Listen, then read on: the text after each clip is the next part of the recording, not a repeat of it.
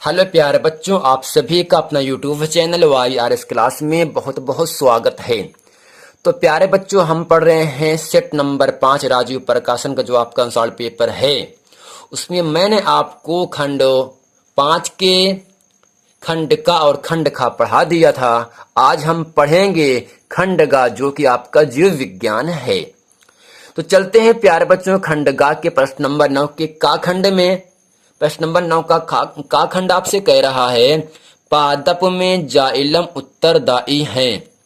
पादप का मतलब पेड़ पौधे, यानी पेड़ पौधे में जाइलम उत्तरदायी है। किसके लिए उत्तरदायी है? पहला ऑप्शन कह रहा है जल का वहन, दूसरा है भोजन का वहन, तीसरा है अमीनो अम्ल का वहन, चौथा है ऑक्सीजन का वहन। तो प्यारे बच्चों, पादप में जाइलम उत्तरदायी होता है इन चारों ऑप्शन में। प्रिय छात्रों, ऑप्शन नंबर आपका पहला सही है, जल का संवहन। प्यारे बच्चों, प्रश्न नंबर ग आपसे कह रहा है मस्तिष्क उत्तरदायी है। तो प्यारे बच्चों, मस्तिष्क का मतलब होता है दिमाग, माइंड। दिमाग उत्तरदायी है किसके लिए? ऑप्शन पहला सोचने के लिए, बिल्कुल सही है। दूसरा ऑप्शन है हृदय स्पंदन के लिए, बिल्कुल सही है। तीसरा है शरीर का संतुलन बनाए रखने के लिए, ये भी सही है। चौथा है इनमें से सभी। तो प्यारे बच्चों, दिमाग उत्तरदायी है, मस्तिष्क विवेक उत्तरदायी है किसके लिए? इन चारों ऑप्शन में ऑप्शन नंबर आपका सब सही है प्यारे बच्चों, अर्थात चौथा सही है। क्या है? जो मस्तिष्क होता है सोचने का कार्य करता है, हृदय स्पंदन का कार्य करता है और शरीर का संतुलन बनाने का भी कार्य करता है। तो प्यारे बच्चों, उम्मीद करते हैं प्रश्न नंबर गा खंड आप समझ गए हैं। चलते हैं आपको लेकर प्रश्न नंबर घा खंड में। घा खंड आपसे कह रहा है निम्न में से कौन सा एक मानव में मादा जनन तंत्र का भाग नहीं है? प्रश्न आपके सामने प्रिय छात्रों कह रहा है निम्नलिखित में से कौन सा एक मानव में मादा जनन तंत्र का भाग नहीं है? पहला ऑप्शन प्यारे बच्चों है अंडाशय, दूसरा है गर्भाशय, तीसरा है शुक्रवाहिका, चौथा है डिंबवाहिनी। तो प्यारे बच्चों, इन चारों ऑप्शन में ऑप्शन नंबर आपका तीसरा सही है, शुक्रवाहिका। यानी शुक्रवाहिका जो होता है ये मानव में मादा जनन तंत्र का भाग नहीं है, जबकि अंडाशय है, गर्भाशय है, डिंबवाहिनी है, मादा जनन तंत्र का भाग है। लेकिन आपको जो शुक्रवाहिका है वो आपका नहीं है। तो चलते हैं आपको लेकर प्रश्न नंबर 10 के का खंड में। तो प्यारे बच्चे, प्रश्न नंबर 10 का खंड आपसे कह रहा है स्वपोषी पोषण के लिए, स्वपोषी जो अपना भोजन स्वयं बनाते हैं, स्वपोषी पोषण के लिए आवश्यक परिस्थितियां कौन सी हैं?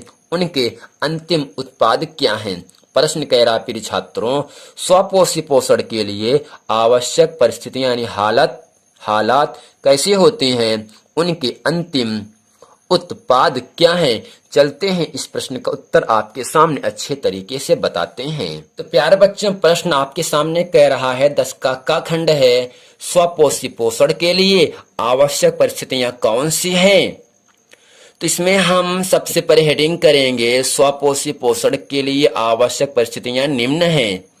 इसमें हम लिखेंगे नंबर 1 करके क्लोरोफिल की उपस्थिति। यानी प्यारे बच्चों, जो हरी पत्तियां होती हैं वो हरी पत्ती किसकी वजह से होती हैं?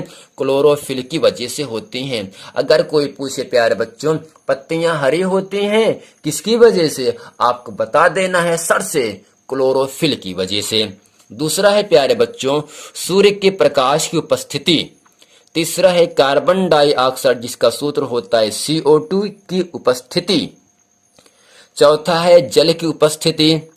पांचवा है प्रकाश संश्लेषी एंजाइम की उपस्थिति। तो प्यारे बच्चों, स्वपोषी पोषण के लिए ये 5-6 चीजें होती हैं जो कि उन सब क्रियाओं के लिए जरूरी होती हैं। प्यारे बच्चों, प्रश्न नंबर 10 का खा खंड आपसे कह रहा है मानव के वृषण के कार्यों का उल्लेख कीजिए। तो प्यारे बच्चों, प्रश्न नंबर 10 का खाखंड आपसे कह रहा है मानव के विसरण के कार्यों का उल्लेख कीजिए। इसमें हम लिखेंगे प्यारे बच्चों जिस प्रकार से हम लिखे हैं ऐसे ही आपको लिखना है, तभी आपको 2 नंबर मिलेगा। अन्यथा आप ऐसे नहीं लिखेंगे तो आपको 2 नंबर नहीं मिल पाएगा। इसमें हम लिखेंगे विसरण की अंतराली कोशिकाओं से एंड्रोजन्स स्रावित होते हैं। यह लैंगिक परिपक्वता व जननांगों के विकास में सहायक हैं। पुरुषों की भारी आवाज, अधिक मजबूत हड्डियां, दाढ़ी, मूछ का उत्पन्न होना तथा मैथुन इच्छा इसी हार्मोन का प्रभाव है। तो प्यारे बच्चों, आपको इतना ही समझना है, विसरण की अंतराली कोशिकाओं से एंड्रोजन स्रावित होते हैं। क्या स्रावित होते हैं? विसरण से कोशिकाओं से एंड्रोजन स्रावित होते हैं। ठीक, यह लैंगिक परिपक्वता में व जननांगों के विकास में सहायक होते हैं। क्या? विसरण होते हैं सहायक किसके लिए? लैंगिक परिपक्वता व जननांगों के विकास के लिए। पुरुषों की भारी आवाज जो होती है वो विसरण के कारण होता है। यानी पुरुषों की भारी आवाज, अधिक मजबूत हड्डियां जो पुरुष की होती हैं वो किसकी वजह से होता है? विसरण के कारण। और अगर दाढ़ी आना, मूछ का उत्पन्न होना, मूछ आना, बड़ी बड़ी आ जाना मूछ, ठीक, वो किसकी वजह से होता है? विसरण के वजह से होता है। फिर है तथा मैथुन इच्छा इसी हार्मोन का प्रभाव है। यानी ये सब हार्मोन की वजह से होते हैं, अर्थात पुरुषों की भारी आवाज, अधिक मजबूत हड्डियां, दाढ़ी आना, मूछ का उत्पन्न होना तथा मैथुन इच्छा इसी हार्मोन का प्रभाव होता है। प्यारे बच्चों, प्रश्न नंबर 10 का गाखंड आपसे कह रहा है, देखिए ध्यान से यहाँ बच्चों, जैव विकास को उपयुक्त उदाहरण की सहायता से स्पष्ट कीजिए। तो प्यारे बच्चों, प्रश्न नंबर 10 का गाखंड आपसे कह रहा है जैव विकास को उपयुक्त उदाहरण की सहायता से स्पष्ट कीजिए। तो सबसे पहले हम हेडिंग करके लिखेंगे काले पेन से जैव विकास। इसमें लिखेंगे प्रारंभिक निम्न कोटि के सरल जीवों से कर्मिक परिवर्तन द्वारा अधिक विकसित एवं जटिल जीवों की उपस्थिति को हम जैव विकास कहते हैं। जैसे पक्षियों का विकास सरीसृपों से हुआ है, स्तनी वर्ग के जंतुओं का विकास भी सरीसृपों से हुआ है।